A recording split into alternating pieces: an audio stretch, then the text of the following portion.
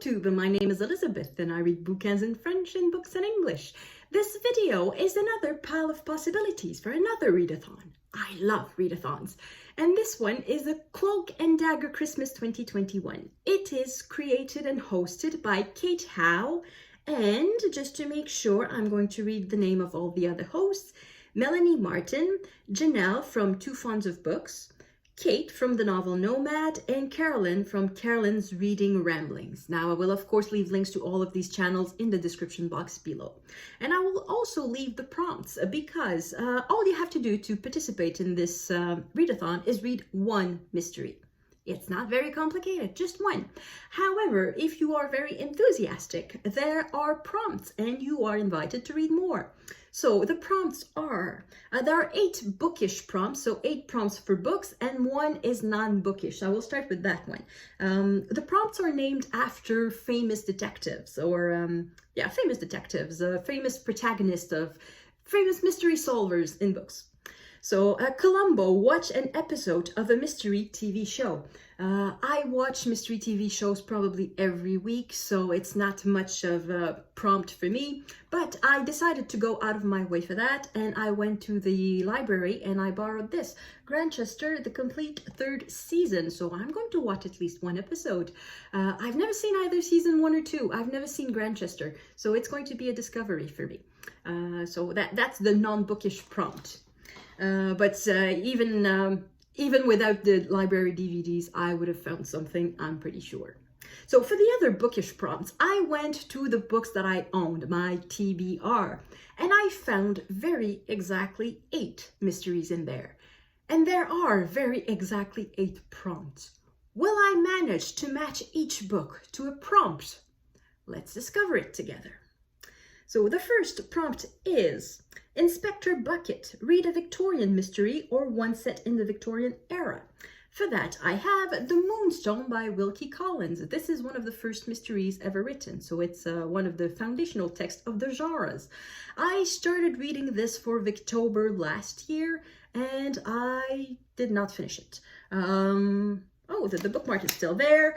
I made it to chapter 9, so I made it to page 70 out of 450. So I still have a lot to read. I would have to start over because I don't remember. So it's really just a pile of possibilities. I very much doubt I will read that one, but I'm pretty sure that one day I will give it another try. So that's the reason why I did not get rid of the book. I still have it because I'm sure that one day I'll read it. Just maybe not this year, but it's there. Pile of possibilities. The second prompt is, Inspector Gamache, read a mystery with a bilingual detective or one set in a village. And for that, I have this omnibus collection of Brother Cadfael by Ellis Peters. This is an omnibus, it's the second omnibus. It contains books number 4, 5, and 6 in the series. So I've already read book 4, so I would read book 5. Book 5 is The Leper of St. Giles. So Brother Cadfael is a monk. He lives and works in a monastery that is in a small town near the border of Wales. So it's in England, near the border with Wales, and Brother Cadfael is Welsh. So he speaks both English and Welsh. He's bilingual. And I suspect he reads a bit of Latin too, but I don't know. I don't remember that. So he's at least bilingual. So that fits the prompt. 2 and 2. Next prompt is Tommy and Tuppence, read a mystery that features a great team. And for that, I'm going to go for the inspector that was the prompt, the previous prompt. I'm going to go for an Inspector Gamache book. This is All the Devils Are Here by Louise Penny, and one of the nice things about Inspector Gamache is that he works in a team. He works with Inspector Beauvoir and with Agent Lacoste, and also the villagers of Three Pines sometimes are brought to contribution. They may have a word to say about the psychology of a crime, or it's teamwork. So Inspector Gamache. So far, I've read all the Louise Penny books of this series. The previous one disappointed me. The rivers were flowing in the wrong direction. And a big part of the plot of the book was based on possible floods that could happen only if the rivers flowed in a completely different direction. It made no sense. So hopefully in this one, the rivers will follow gravity, or perhaps there won't be any rivers at all. Perhaps it's best no natural catastrophe, just a crime, just a simple crime to solve. Hopefully that's what it's going to be. So I received this for Christmas last year, so it would be nice if I could read it before Christmas this year. So this one is rather high on the pile of possibilities.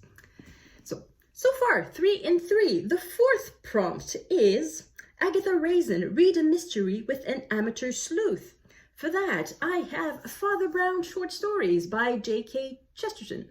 I've read a couple of these ones, I think. So in this one, there's the collection that is The Innocence of Father Brown, and the other one is The Wisdom of Father Brown. So I think I've read two of The Innocence of Father Brown, so I could read some more. And yeah, it's another possibility. That is an amateur sleuth. So 4 and 4. I'm doing great. Number 5 is Hercule Poirot, read a Golden Age mystery or one set between 1920 and 1945. And for that, I have Whose Body by Dorothy L. Sayers. I think that Dorothy L. Sayers is one of these writers that is famous, that made that particular time period famous for mysteries. And this is the first one that she wrote. I've never read any Dorothy Sayers, so that would be my first one. It was published in 1923, so right in the middle of the period. Ooh, 5 and 5. Next. Detective Galileo, read a translated mystery or one set in a country different from yours. For this, I have Testament à l'Anglaise. The original title was What a Carve Up by Jonathan Coe. So this is in translation. Now, is this a mystery? That may be the more relevant question, because I know I did not buy this in the mystery section of the bookstore. And I don't think that Jonathan Coe is recognized as a mystery writer. I think he's considered a general fiction writer. That being said, I've never read any Jonathan Coe, so I wouldn't really know. But the reason I decided this was a mystery was because of the blurb at the back. Just right here, it says, un véritable tour de force littéraire, so a true literary tour de force, à la fois roman policier et cinglante satire politique de l'establishment. So at the same time, mystery novel and a biting political satire of the establishment.